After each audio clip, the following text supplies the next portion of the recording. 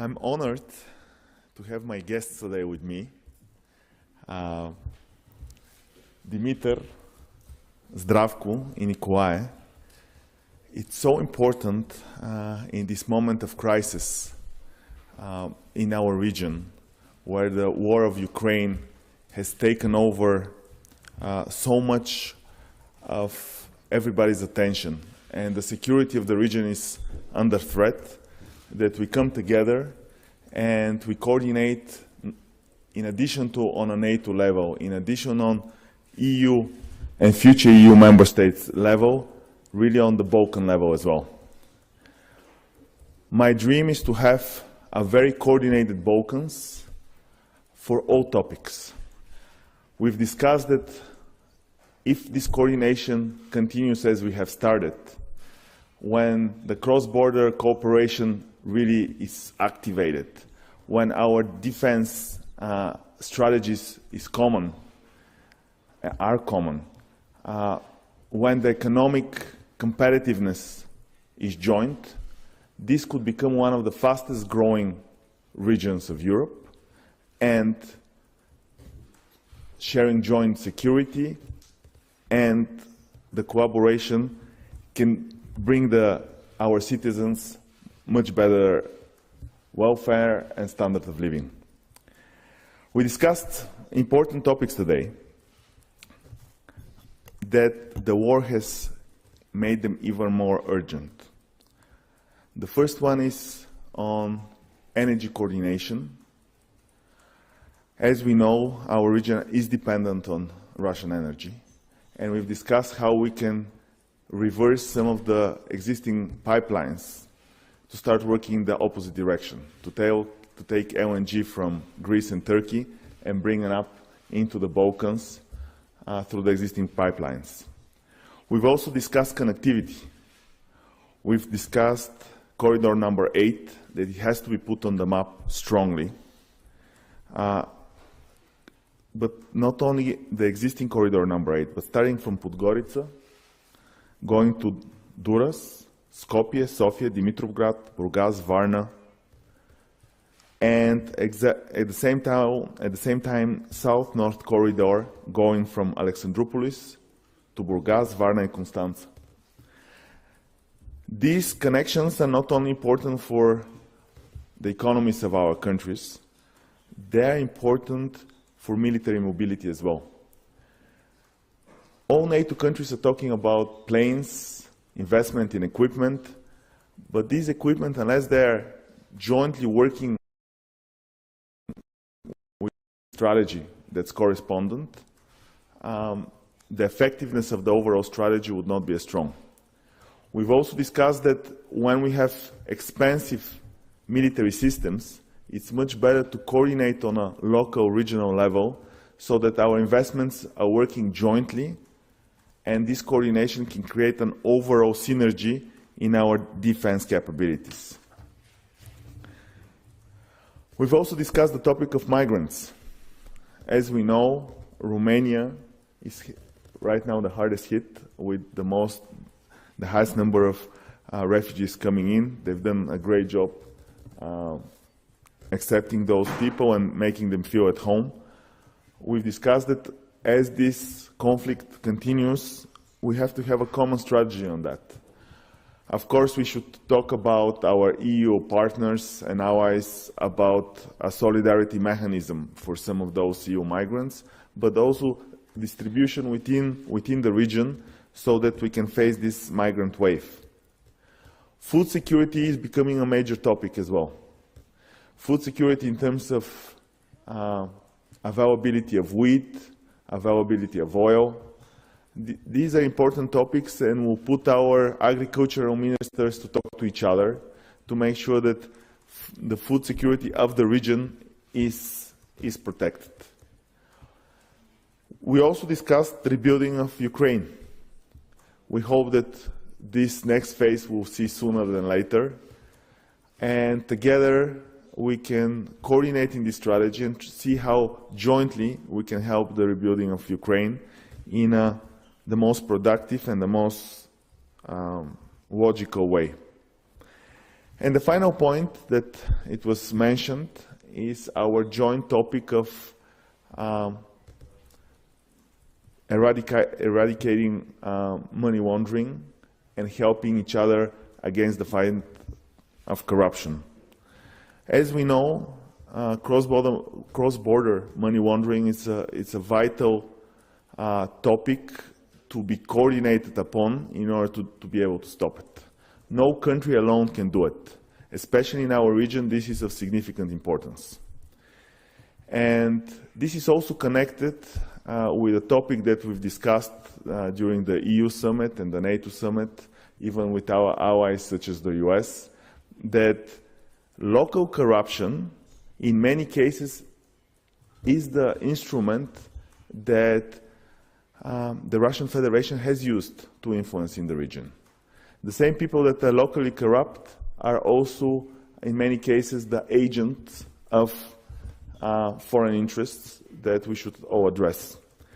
So, in this morning meeting, we outlined all these topics, and these are not just discussion points. These will be tasks that we all have to continue working on. We'll put our ministers together, and the Balkans should become a symbol of a coordinated region and really change what has happened in the past to be something very different, because together, when we speak in one voice, this region can really grow. Thank you. I'll give now the word to my colleague from Montenegro. Dear Prime Ministers, I would like at the outset to particularly express my gratitude for the Prime Minister of Bulgaria's invitation, for the invitation of Mr. Kiril Petkov, who managed to get us all together here in Sofia. That is a new beginning for us, which will enable that finally we get down to working on what is most important, that we speak less, work more, that we make some joint arrangements. I would like to express my admiration to the Romanian and Bulgarian people and everybody else who received this large number of migrants. And I can tell this because Montenegro, also during the Yugoslav crisis, for a period of time received around 200,000 refugees, and that was not simple at all, and this is not simple at all, and we should enable to all the refugees to have access to everything that your citizens have access to, and you're doing that in particular. That is why my admiration is such. It seems like, the number of the refugees that Romania has received from Ukraine corresponds to the size of the entire population of Montenegro. All these topics that we spoke about are the topics which will guide us towards inclusive and smart action. I would particularly like to emphasize the word smart, because even though the Western Balkans is being perceived as in a completely different context, I believe that the Western Balkans is an area where the wisdom and smartness dominate. Unfortunately, this wisdom seems to be migrating elsewhere and taking root elsewhere. But now the time has come for us to join forces and to act on all grounds together in order to provide for a better future and better quality of life for all of our citizens. And precisely, all of those who have gone elsewhere should be returning to our countries, contributing to development of this area. We were caught surprised, and we seem to be stuck in the past and always dealing with history. I think we should leave the past behind, and politicians should be dealing solely by projecting our futures with public policies which would be geared towards having a better life, better standard of life. And I will just touch upon three important elements. The first one is connectivity. Montenegro was somehow left behind in this connectivity, and when we spoke about Adriatic-Ionian Highway, Everybody was wondering how come that we are talking about that, but that's the only way in this 21st century to provide for several alternatives for the supply chains, regardless of what these supply chains are related to the area, to which area they are related to. Montenegro might be the only country, perhaps, in Europe which is not using gas. Our country has the potential, and now we are examining certain reservoirs of gas and oil, and I'm hopeful that this Greek-Romanian consortium will contribute to helping us start tapping into our gas and oil resources. Also, we have the port of Bar, which has major potential for the LNG, but if we do not get together, if we don't link or get more automated, the area that we inhabit will look like being different from the rest of Europe.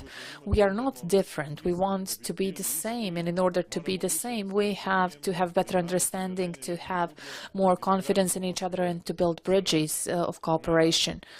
And of course, the third element, which seems to be most important, whether we are talking about military industry or other industries, we have to find some sort of modular approach in order to prove in practice that connectivity will result in economic benefits. And this certainly is a solid ground for all of us for the future meetings. And I'm hopeful that these meetings will be taking place even more frequently. This should allow us to make this being the best region in the world, not only in Europe. Thank you. Thank you, Kiril, first of all, for organizing this important meeting, which comes only a few days after the extraordinary meeting of NATO in Brussels.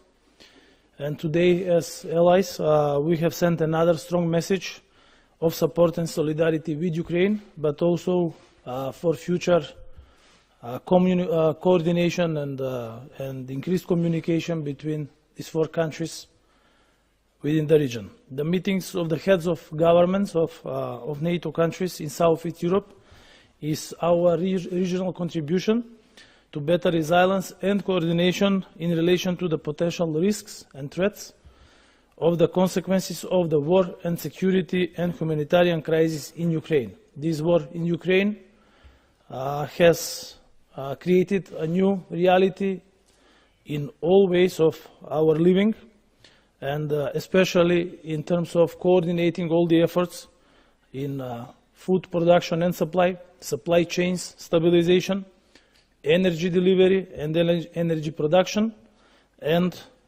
also in the field of defense and military coordination. We have once again condemned Russia's military aggression against Ukraine, and we also, myself as a Prime Minister of North Macedonia, we support the territorial integrity and sovereignty of the country of Ukraine. The responsibility now is to face the new strategic reality in Europe and in European and the transatlantic security. The allies decisively reacted in this war conflict, and also all the countries have given their support not only to the Ukrainian people which are in Ukraine, but also for the Ukrainian people which fled their country and became refugees. North Macedonia had appropriately aligned its foreign policy with the European Union, as we share the same values with the European Union and with the NATO countries. I stressed that the EU enlargement is essentially becoming also a security policy, and that the stalemate in the process creates additional instability for the region, as has multiple negative tendencies and creates room for malicious influences by third countries. The delay in the EU accession process of the countries in the region creates dilemmas that could result in a decrease in citizens' trust in the European Union. However, in these challenging times, the Republic of North Macedonia remains strongly committed to maintaining good neighbourly relations and promoting cooperation between the countries in our region. Our commitment is to remain focused on promoting those values and principles during our forthcoming OSCE chairmanship in 2023, as well as to use the potential of other regional initiatives to better connect, understand, and to coordinate between each other. Thank you. Good afternoon, ladies and gentlemen. I am very pleased to meet my colleagues Zdravko, Kiril, and Dimitar. And I would like also to thank to my friend Kiril for convening this meeting and for his hospitality. Today's meeting provided a timely opportunity to deepen consultations on the consequences of Russia's invasion of Ukraine on the security of southeastern Europe. These discussions are timely follow-up to the NATO summit in Brussels last week. Russia's war of choice against Ukraine gravely affects the security climate in the Black Sea and Southeast Europe regions. Coordination in the southeastern part is a must, and today we did just that. Togetherness is the key in any conflict management. That is why, together with my colleagues, we have decided to stand firm in our strategic orientation towards the Euro-Atlantic values. Today we discussed how to develop our cooperation as NATO allies in order to strengthen NATO's posture of deterrence and defense in the eastern flank. On the eastern flank. Our countries have already a strong expertise of regional cooperation in the field of defense that can be capitalized towards this goal. I have invited our allies to contribute to the NATO structures on our territory. We do not have any doubt that Russia is now the most serious threat for our common security. We need stronger defense for more effective deterrence, and we need more society and infrastructure resilience for better security. We acknowledge the malign Russian posture and influence in the region. We decided to face it by increasing our resilience. This includes reducing energy dependence on Russia, combating Russian fake narratives, more cyber protection, and increased trade among us. We have showed a constructive approach in assisting our like-minded partners to cope with the consequences of this unprovoked war conducted by Russia. Ukraine is in a critical situation.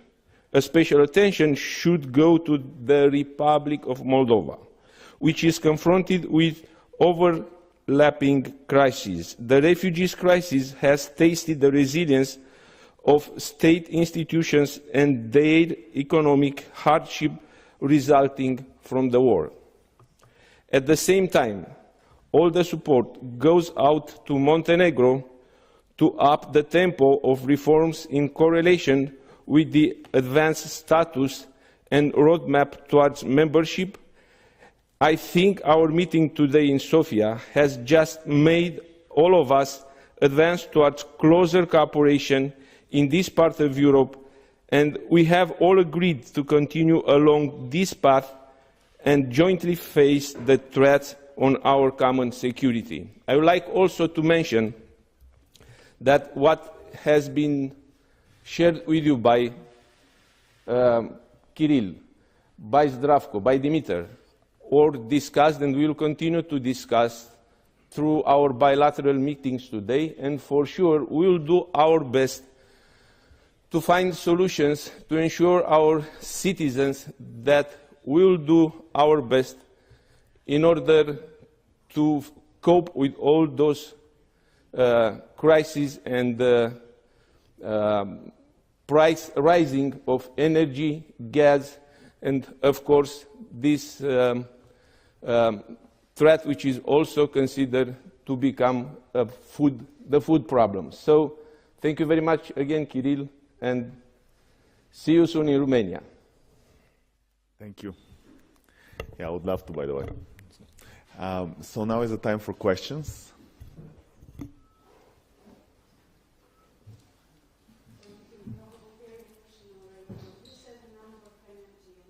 Infrastructure projects. Did you prioritize one of them? Did you set any deadlines? And question to the Prime Ministers of Bulgaria and the Republic of North Macedonia. EU enlargement is key for security. Is there any progress in the talks between Sofia and Skopje, especially in the light of the fight against hate speech? And if you allow me, just one question for Prime Minister Kiril Petkov.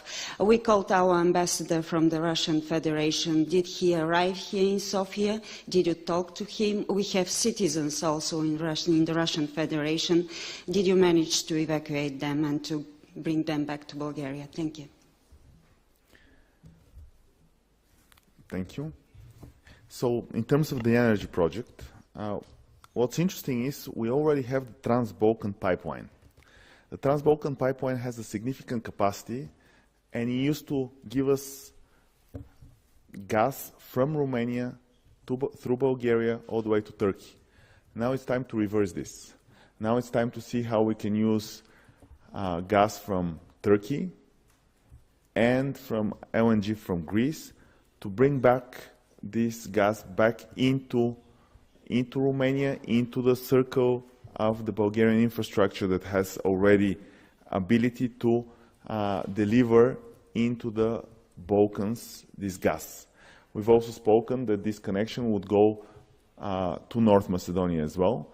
So what we talked about, and Nicolae said very well, the war has brought us to move very fast, and in many cases we have to turn our strategy 180 degrees. That's true for the gas direction as well. What used to flow from the north now has to flow from the south.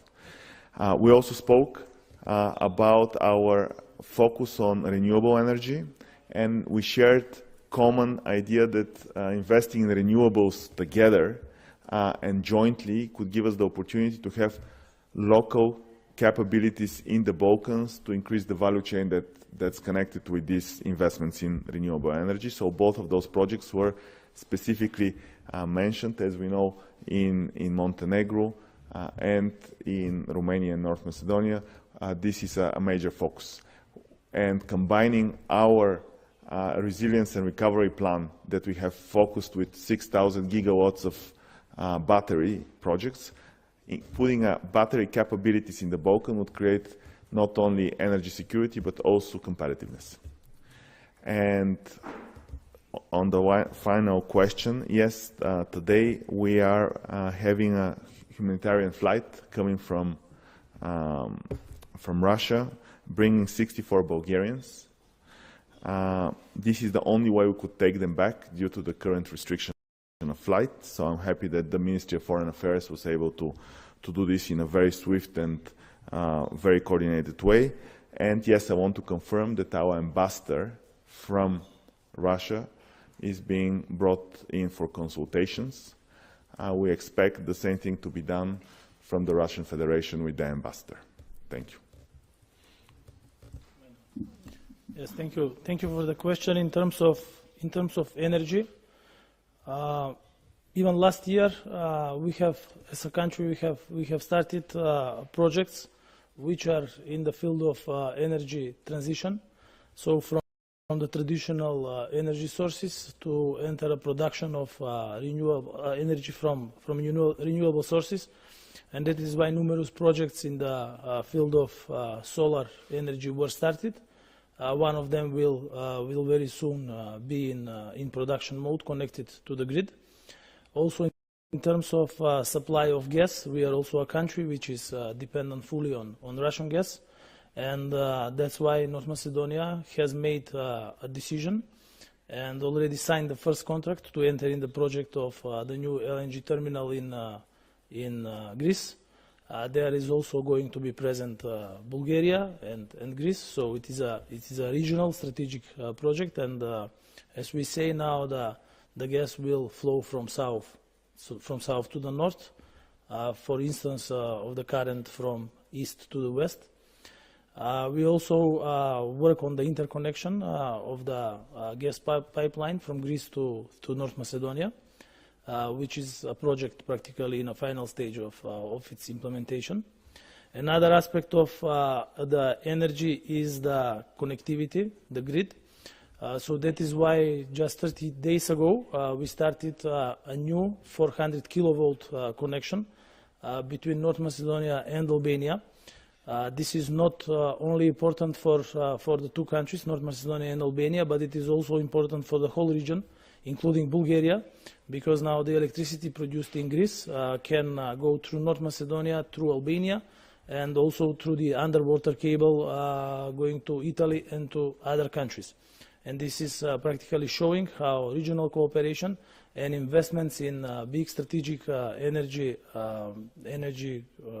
infrastructural projects can benefit not only one country but the whole region.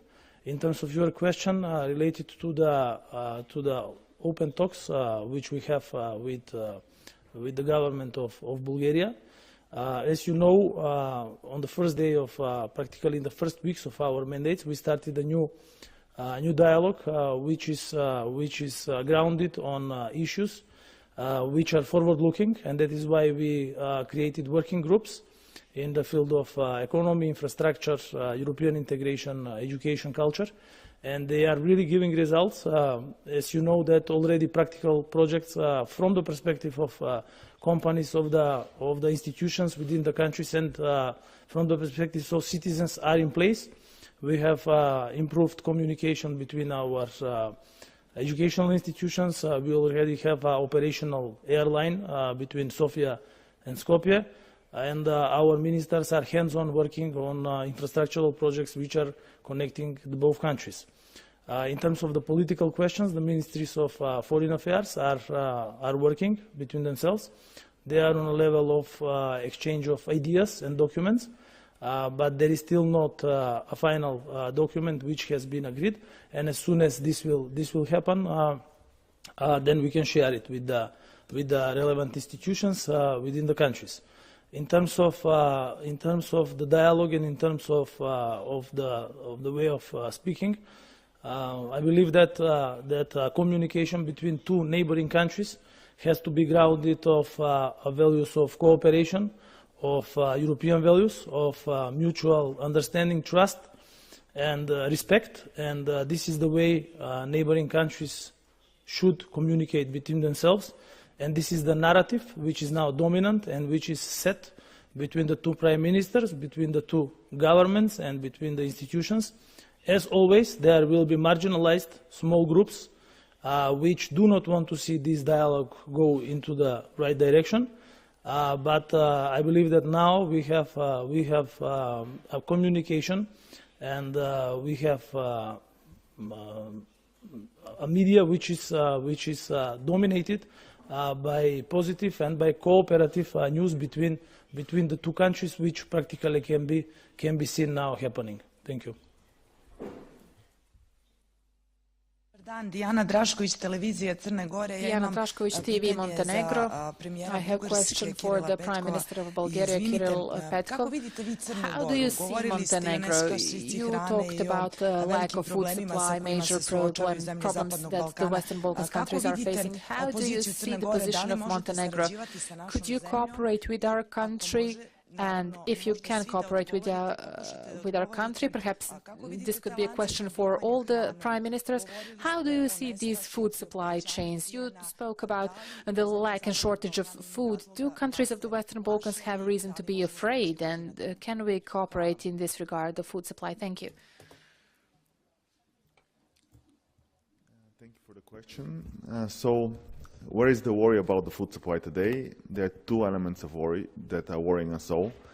One is that Russia has stopped their exports of grains and wheat, And the second worry is that the ports on the Black Sea, the Ukrainian ports of the Black Sea, are not able to transport also their harvest. And if this conflict continues, that will be the case for harvest of 2022, and maybe potentially even further. Also, we are worried about the fertilizer shortage that also is related with ban of exports from these two countries.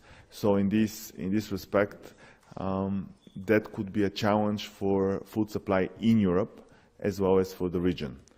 Thankfully, our region is blessed with the ability to grow a lot of those crops, and what we discussed with my friends on both sides is that we'll put our agricultural ministers together to make sure that the food security is dealt with not on a national level, but really on a regional level as well. And we are here to coordinate and help each other in order to make sure that no such shortages are so severe in the region. So I think that's a major continuation to our this morning's discussion, and we've agreed even with the Minister of Montenegro to very quickly speak with the ministers of the other countries to arrange for some direct solutions on this shortage issue. Thank you.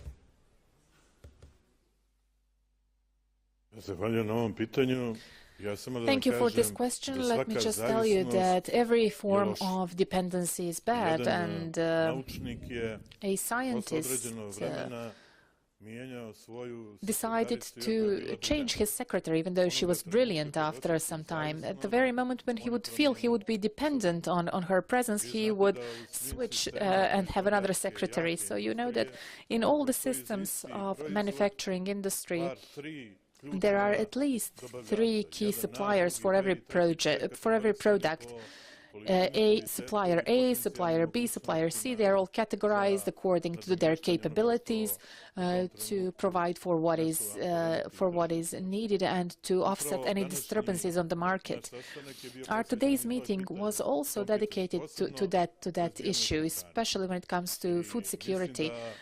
I believe that we have forgotten about a very important principle that has to be fully affirmed.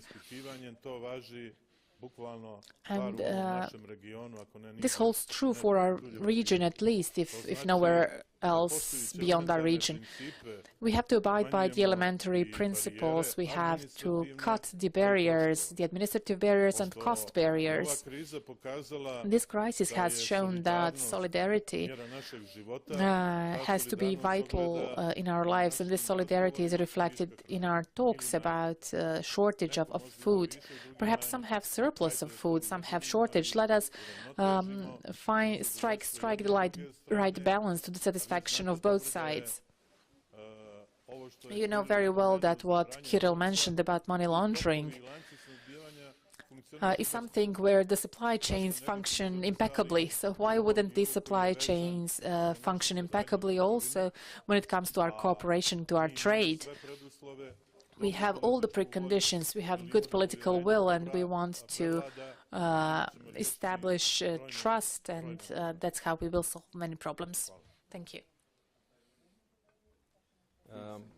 I do believe it's important to mention that so far we don't face any problem regarding the food supply, and of course there are problems regarding food chain of supply because of the Russians' invasion of the Ukraine and all the other sanctions applied to Russia. And in this respect, we have to evaluate all those impacts. We were discussing how we can support each other, and one of the main aspects which has been raised it's the problem of fertilizers. So that's why I think energy and gas resources are very important, because fertilizers are mostly gas, and in this respect I do really want to thank Kiril and his government for their commitment in finishing the process of the interconnector from Greece to Bulgaria, because that is going to ensure another alternative for the LNG supply, as we mentioned, from Alexandroupolis all the way through the vertical corridor to Bulgaria, Romania, and then from the other European countries. So this is all about, and this dialogue is very important because we know each other and we ask our ministers of agriculture, ministers of energy, ministers of transportation to work together and to find those specific and technical solutions to solve all these kinds of problems. Thank you very much. Question.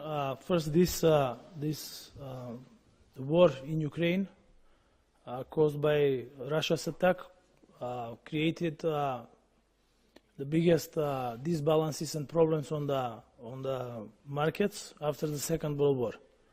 Problem number one is the deficit in gas supply and the historically lowest level of reserves in Europe, which not only increased the price of gas, but also increased the price of electricity for more than 5 times. The lack of gas also is pressuring on the production of ammonium, which is one of the key elements of production of fertilizers. And now there is a lack of fertilizers on the world market. And the one which can be found is 300 to 400% with a higher price. So this creates additional pressure on the food production. On the other side, the prices of food have risen with the highest percentage again after the Second World War, and this is because the two biggest producers of wheat, Ukraine before all and Russia, are practically in war. Some of the countries in the region have surplus of production of wheat, and others do not have the surplus, so they actually buy from the other countries. The good thing is the solidarity which is shown and the great level of responsibility by all the countries in the region. And that is why we do not have lacks of wheat at this moment and of other key food products. Here meaning before all on cooking oil and the raw cooking oil for the food industry. Not only today, we are in communication between each other all the time. So with Kiril, we had phone calls even during the weekend, and our relevant ministers are in constant communication and coordination, because we have to ensure that in this biggest crisis which Europe and the world have seen and faced after the Second World War, we will ensure food and all the necessary ingredients for our citizens, because this is our responsibility in these crisis times. Thank you. Errol Shakiri, TV21, North Macedonia. My first question goes to Bulgarian Prime Minister, Mr. Petkov. Since the start of the Russian aggression in Ukraine, we hear loud and clear voices from Brussels and all the EU member countries that the integration of the Western Balkans should start immediately, especially for North Macedonia and Albania, which is now not just a matter of urgency, but it is also a security matter after all that happened. However, 10 days ago, Prime Minister Kovacevski, he met with Commissioner Borrell. He gave an expected diplomatic answer that for North Macedonia that we should resolve the bilateral dispute first and then start the negotiations. Now the question is, Mr. Petkov, what is the bare minimum that you are requesting from North Macedonia to do in order to leave the veto? If you cannot answer this directly, for the sake of the negotiation process, I will rephrase it. Do you think that you can lift the veto by June this year? And the second question is, in general, it's concerning the security situation in the region, and especially about Serbia and its role, considering its current relations with Russia, and also having in mind the situations in Bosnia and Herzegovina, Kosovo, and Montenegro. Have you discussed about this issue? Have you discussed about the Serbian role, and could Serbia be a destabilizing factor for the Western Balkans in the future? Thank you. Thank you very much. Absolutely, we've discussed this topic even today. I want to say in absolutely clear message to all Bulgarian and North Macedonian and Macedonian people to say clearly that we are working with Dimitar very coordinatedly with a really focused timelines, and we have put ourselves few milestones that have to be achieved, which we've discussed in previous meetings as well. But North Macedonia belongs into the EU family as fast as possible. And our government is committed for achieving this result in a most expedient possible way. Of course, as we all know, we have few milestones that we have to clear, including protection of minority rights. We've discussed this before. We're also in very close coordination with the European partners, which in many cases will serve as a third party to this negotiation, namely that we're expecting a specific language that we're working on together to go into the negotiation framework agreement, which hopefully we should clear very soon. So I feel I have a friend on my right side here, of course on the left as well, that I think historically our relationship has improved enormously over the last 3 months, mainly because we talk so much and because we coordinate and we have this common goal. And I fully subscribe also to the fact that with the current crisis that we have with the war in Ukraine, the Western Balkans should be as stable as possible, and a big path towards this stability is the accession, the path to accession of North Macedonia and Albania. So this is clearly the case. So we're working very hard. We're having many meetings, and I'm expecting in the next few weeks this to accelerate even more. Also, I want to state is that we have some good news on some of the bilateral meetings between the different ministers. As you know, we're signing constantly additional memorandums. I'm hearing good news on the Historical Commission as well. So some of those issues that seem to be hard to overcome and now seem very realistic for the overcoming. There are a few things to be done, but I think this general answer should give you my clear intention to move as fast as possible. Thank you. I'm optimistic to the whole process. I'm optimistic that we'll be able to achieve everything that we have set with Dimitar in the shortest possible period. Thank you. During our discussions, I do reiterate the merit-based strong support from our side to all the Balkan countries' endeavor to join EU as soon as possible. Thank you.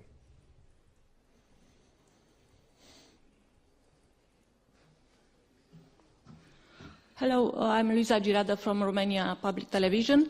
A question for Prime Minister Nicolae Ciucă. When do you think the first LNG will come in Romania through the Greek port?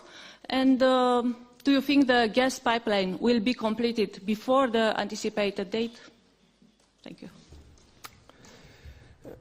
You know, here I don't want to speculate. We are very much discussing about this corridor, and taking into account the current situation and the big need of diversing gas resources, I discussed with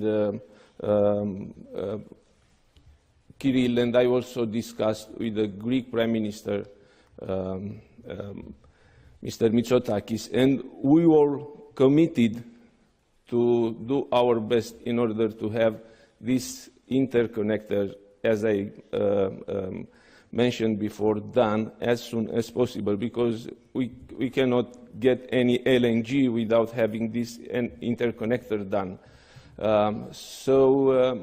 Taking into account that last time when I spoke with Kiril by phone, he told me that it's almost weekly informed about the progress on the interconnector progress. So I do believe that at least to be done in time. And I want to confirm, first of all, I really see Nicolae as a great friend as well, and with these topics of energy and common security, we've put it to the next level, and infrastructure connectivity. Just to tell you specifically for the dates, even last week I visited both the terminal in Bulgaria, the terminal in Alexandroupolis. I went to see the port. I actually flew over the pipe, and I monitored every single meter of the pipe to make sure that my reports are absolutely correct. So I got full commitment from the Greek government and directly from the Prime Minister that the pipe should be physically completed by the end of June. That means this year we should have floating gas in that pipeline, and I think the practical flow will happen very soon after that. So we are very, very committed, something that was not happening for the last 10 years. We've been able to progress in the last 3 months more than in the years before. And we'll keep in close communication with Nicolae in order to make sure that this gas flows up north as well. Thank you.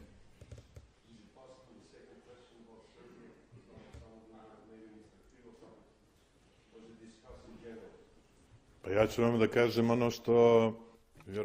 me tell you something that you probably don't expect. I think that the Western Balkans was a gunpowder keg, and it's no longer like that. The first reason is the fact that at least myself and the generation of people who are older than me have a very good recollection of what was going on in former Yugoslavia, and this recollection gives all the politicians just one message, that this should never happen again. And secondly, I think that the situation, politically speaking, has changed in all the countries of the Western Balkans, and that there is enough wisdom, because, you know, war is instigated by the politicians, but it is led by generals, and hopefully no longer shall we have such a situation. Regardless of what somebody thinks, they should not instigate any negative narratives in the Western Balkans. Regardless of how powerful these people are or could be, we can all see for ourselves what is going on in Ukraine, and all of us in the Western Balkans have to sympathize with that. So this should be like a warning and prevent anybody from thinking in such a way. In my opinion, there are a lot of things told that vanish in the air, that don't have any weight. And I am hopeful that the old Jewish proverb saying that if you say one man, you have saved the entire world, will be valid for all.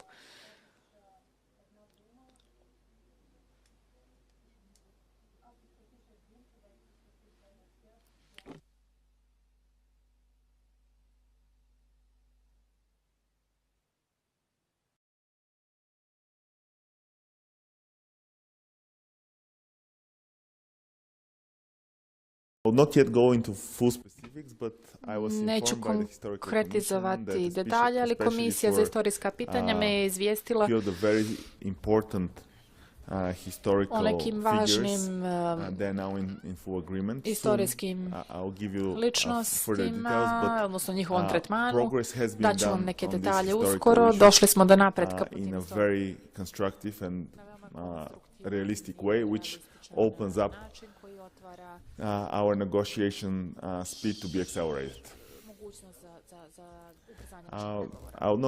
I would first, of course, want to get the full report from the Historical Commission, inform my coalition partners, but soon you have news on this. We're moving very, very fast. So, we have to understand that the Historical Commission is consisting of professors of history. It is co-chaired by two professors from the both countries, and they work independently of the political dialogue and the other working groups which are practically working on other issues.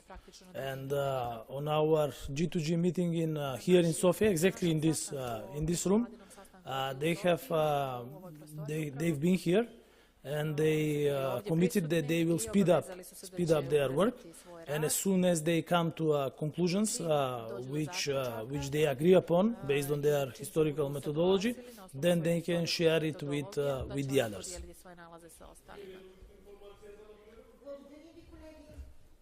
Thank you so much, everybody, and see you soon.